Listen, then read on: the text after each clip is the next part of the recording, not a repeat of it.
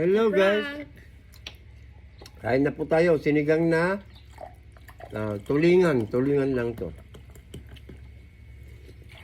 Tulingan. Namiss namin tulingan eh. Yung isang binibili ko kasi, Barilite yun guys. Ito tulingan. Sarap ang sabaw guys.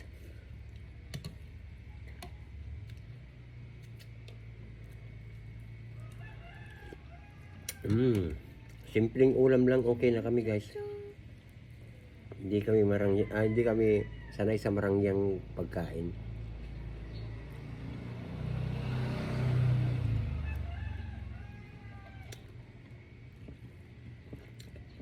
Sinigang, adobo, ayan, okay na kami doon, mga ganun, prito, okay na kami doon guys.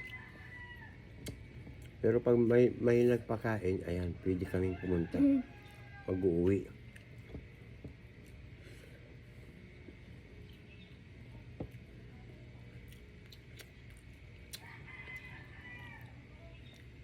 Ayan, kain tayo guys ha. Okay guys ha, pa-support kami kahit na ganitong video lang ha. At least, pag ito pinapanood nyo, marirelax din kayo. For sure. O, knock-knock. Who's there? Wine.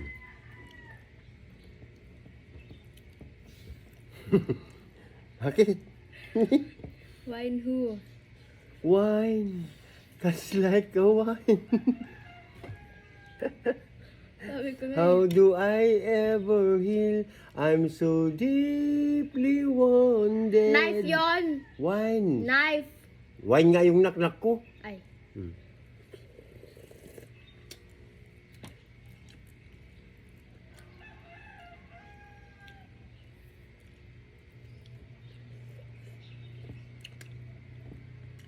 Sana mag-like, comment, at share kayo lahat guys. Ayan.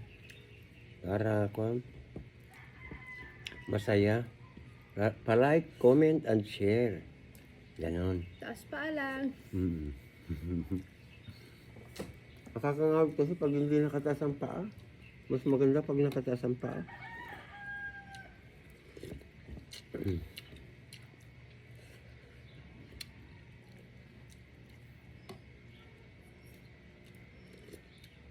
Yung sa Barilite naman guys, mas masarap kung malalaki talaga, no? Yung sinasabi nilang yellow pin. Philippine. Yun talaga masarap.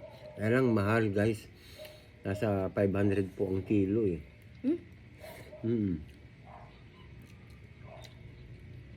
hati mo. Yung kwan. Magpawanap ka. Magkano wanap? Dito 50. Diba? Ganun din pala.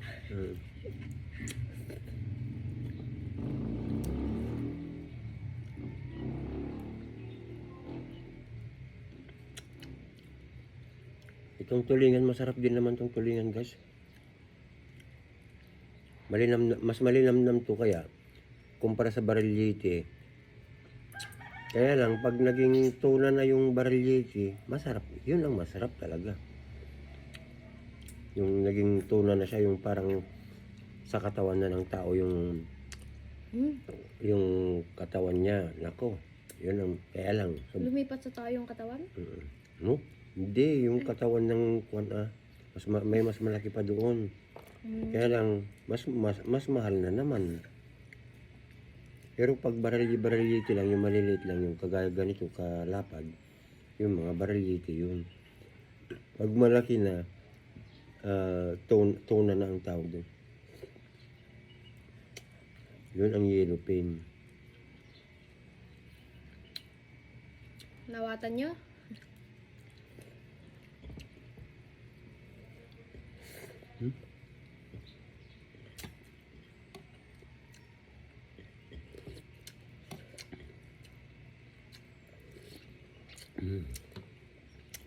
Asim.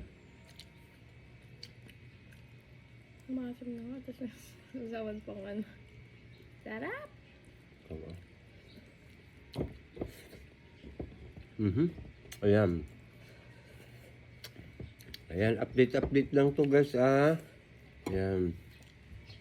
Abangan nyo lahat po yung mga comedy namin. Comedy, funny, Abangan nyo yung long video for fun namin. namin. Ayan. Pero kahit na ganito guys, nakaka-enjoy kaming panoorin.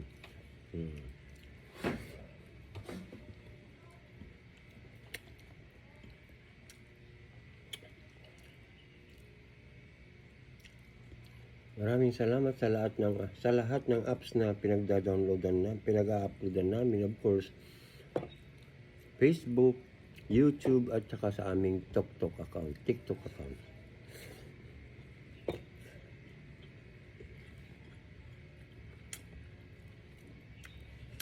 Kasi kung hindi dahil po sa mga apps na yan, kuwan pa rin po kami. Hirap pa rin po kami sa aming buhay ng aking anak. Kasi po 51 years old na ako, mahirap ako kung makahanap ng trabaho. Kaya nung natanggal ako, ayun, nag-decide ako na mag-concentrate sa vlogging.